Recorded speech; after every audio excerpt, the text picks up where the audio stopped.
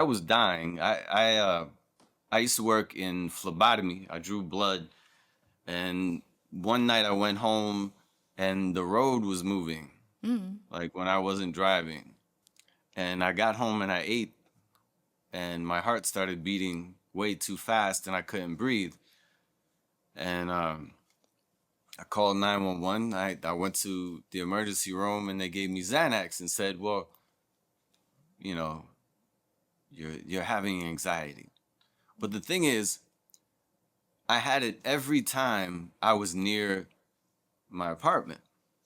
Mm. And it turned out that my apartment was infested with black mold, not just mine, but the whole complex. And we had lived in it for so long in the ventilation, the water, bathing in it, that I had developed a liver disorder. So um, a year goes by and I'm just doing whatever to keep out of the emergency room. I got off Xanax, stayed awake for 3 days, pacing until I fell asleep without it. Um, that was enough hell, and I was gonna commit suicide Mm.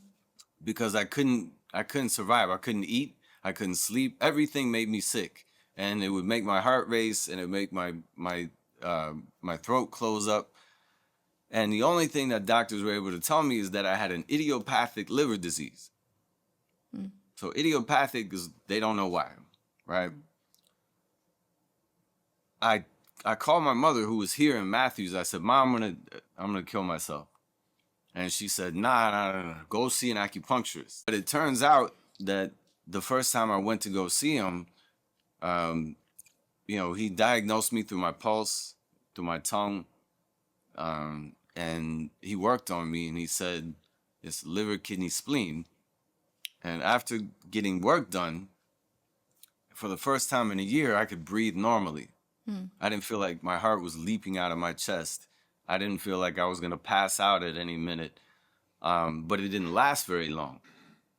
So I kept going back as long as money could afford it. But at $150 a shot 3 times a week, that didn't last long. So I asked to be a student.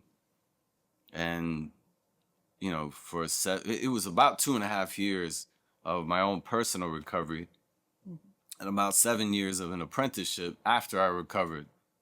You know, the the only reason I gave it a shot was because I just didn't care.